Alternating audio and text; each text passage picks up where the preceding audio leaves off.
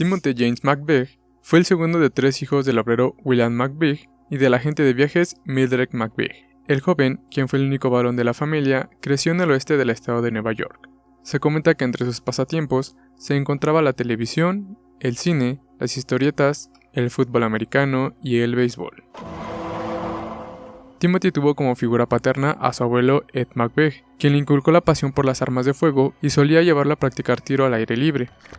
Algo a destacar es que en varias oportunidades, el joven McVeigh llevó armas a su escuela para impresionar a sus compañeros, y manifestó su deseo de abrir él mismo una tienda de armas cuando fuese adulto.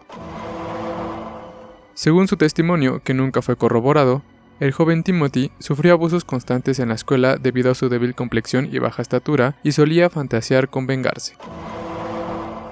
En el mes de diciembre de 1979, los padres de McVeigh se separaron y dejaron que sus hijos decidieran con quién vivir. Sus hermanas, Jennifer y Patty, se quedaron con su madre, y Timothy con su padre.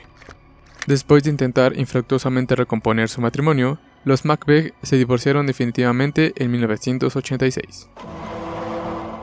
Tras graduarse de la escuela secundaria Sweet Home, Timothy abandonó los estudios en el Bryan and Stratton College para trabajar como empleado de una hamburguesería y guardia de seguridad en la Pinkerton Government Service de Buffalo. Se comenta que en sus ratos libres, Timothy leía la revista militar Soldier of Fortune y los libros de extrema derecha que compraba por correo. En el año de 1987, Timothy ingresó al servicio militar y entró primero en Fort Benning. Después de su servicio, Timothy radicalizó su amor por las armas afiliándose al Partido Republicano y a la Asociación Nacional del Rifle, a la par de formar amistad con Terry Nichols, quien también detestaba al gobierno. Posterior a lo ya mencionado, Timothy fue traspasado a Fort Riley junto a Nichols y Michael Fortier, que al igual que Nichols, también simpatizaba con las ideas de Timothy.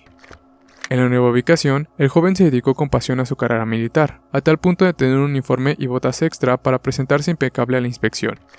Sin embargo, Timothy sería amonestado por sus superiores por comprar una camiseta racista durante una protesta del Ku Klux Klan contra la presencia de conscriptos afroamericanos y supuestos simpatizantes del Black Power en la base. Después de obtener la mejor puntuación de su batallón en el entrenamiento de tanques Bradley, Timothy solicitó su ingreso a las Fuerzas Especiales o Boinas Verde. Sin embargo, antes de poder presentar el adiestramiento, estalló la Guerra del Golfo y el grupo de Timothy partió al Medio Oriente. El 22 de febrero de 1991, durante la operación Tormenta del Desierto, la división de tanques a la que pertenecía Timothy avistó una trinchera iraquí de ametralladoras a más de 1,5 kilómetros. Tras que se les ordenara abrir fuego, se comenta que Timothy vio claramente cómo un disparo le volaba la cabeza a un soldado iraquí al tiempo que destruía el puesto de ametralladoras. Más tarde, el joven participó en el asesinato masivo de prisioneros de guerra iraquíes y fue testigo de la masacre estadounidense de soldados iraquíes y militares de la OLP que se retiraban de Kuwait a través de la llamada Autopista de la Muerte. Los horrores de la guerra le afectaron emocionalmente a tal grado de que Timothy padeció estrés postraumático. En el mes de marzo de 1991, Timothy regresó a Estados Unidos para participar en el curso de selección y evaluación de los Boina Verde.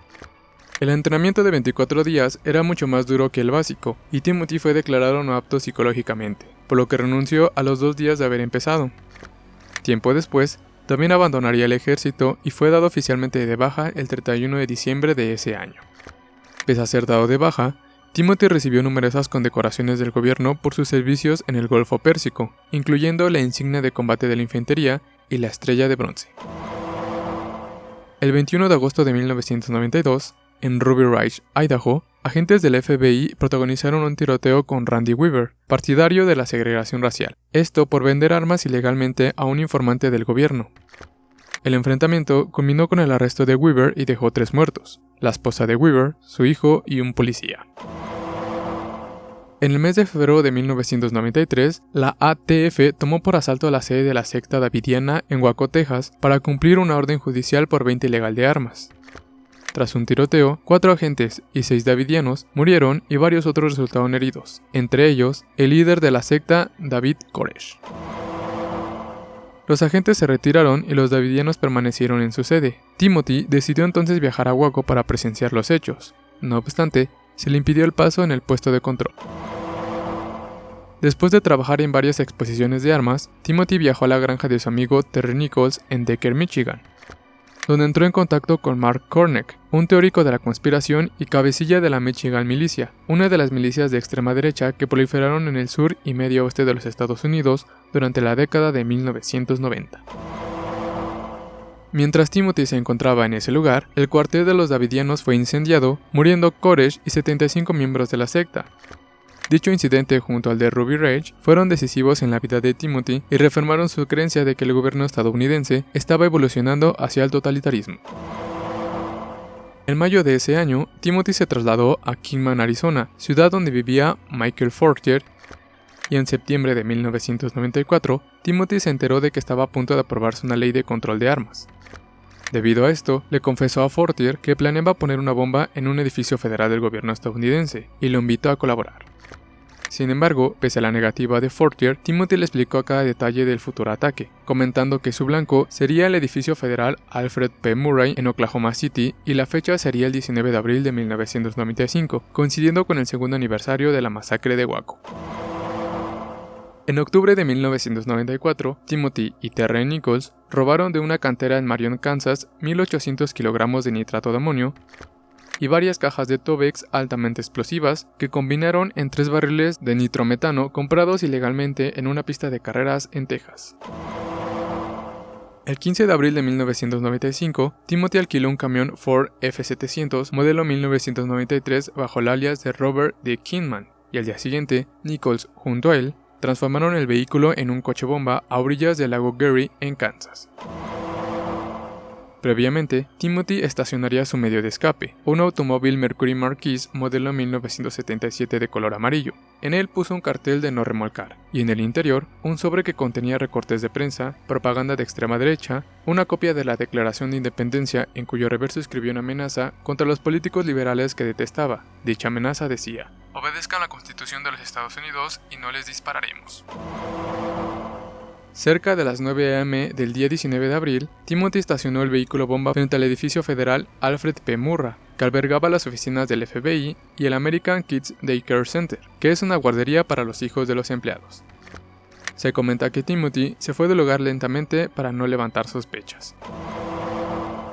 Cuando el autobomba detonó, destruyó la fachada del edificio, pero no lo derrumbó en su totalidad, como era deseo de Timothy. A causa del bombazo, murieron inmediatamente 167 personas, entre ellas 19 niños, de los cuales 15 se encontraban en la guardería antes mencionada. Además, unas 67 personas resultaron heridas. Se comenta que a Timothy no le importaban las víctimas. Según él, aunque no eran culpables, trabajaban para un imperio del mal, y su verdadera intención no era la de asesinar niños ni civiles ajenos al gobierno, ya que este hecho empañaría su mensaje político. Sin embargo, no sintió lástima por ellos, y cuando fue detenido, declaró que no habían sido más que daños colaterales del atentado. Algo a destacar es que el atentado se produjo el mismo día de la ejecución de Richard Snell, un terrorista supremacista blanco condenado a muerte por asesinar a 2 personas por motivos racistas en Arkansas en el año de 1985. Curiosamente, Snell también había planeado poner una bomba en el edificio federal Alfred P. Murrah. Poco antes de ser ejecutado, asintió complacido al ver la noticia del atentado en Oklahoma City. 1 hora y media después del atentado, mientras Timothy huía al norte por la carretera interestatal, fue detenido por el agente de policía Charlie Henger cerca de Perry en el condado de Noble, Oklahoma. Esto por conducir un automóvil sin matrícula y portar ilegalmente un arma de fuego. Al momento de su arresto, Timothy vestía una camiseta blanca con el retrato de Abraham Lincoln y la leyenda Sic Semper Tyrannis, frase que pronunció John Wilkes Booth tras dispararle a Lincoln. Algo a destacar es que el tercer día de su arresto, cuando estaba a punto de ser puesto en libertad, la investigación del FBI le identificó como el autor material del atentado en Oklahoma City. Mientras esperaba su juicio, Timothy leyó la novela Unintended Consequences de John Ross, publicada en 1996, en el que se mencionaba el atentado de Oklahoma City. Según Timothy, de haber leído el libro antes, hubiese preferido llevar a cabo una campaña de asesinatos políticos con un rifle de francotirador en vez de un atentado explosivo. El 13 de junio de 1997, Timothy sería declarado culpable de 11 cargos federales, incluyendo la conspiración para utilizar un arma de destrucción masiva y 8 cargos de homicidio en primer grado. La sentencia para el joven fue pena de muerte. A la par, Terry Lynn Nichols fue sentenciada a cadena perpetua por 160 cargos de homicidio y Michael Fortier, que aceptó testificar contra Timothy, recibió una condena de 12 años de cárcel por no advertir al gobierno sobre el atentado, pero fue liberado en el 2006 por buen comportamiento e ingresó al programa de protección de testigos. Durante su permanencia en la prisión de máxima seguridad de Colorado, Timothy compartió el mismo bloque de celdas con Terry Nichols, Ted Kaczynski, conocido como el Unabomber, Luis Felipe, un criminal cubamericano líder de la pandilla Latin Kings, y Ramzi Youssef, uno de los autores del primer atentado contra el World Trade Center en el año de 1993. Timothy pediría como última comida un helado de menta con choco chips, para finalmente ser ejecutado el 11 de junio del 2001 por inyección letal en la penitenciaría Terre Haute. Cabe destacar que como últimas palabras, Timothy recitó el poema Invictus.「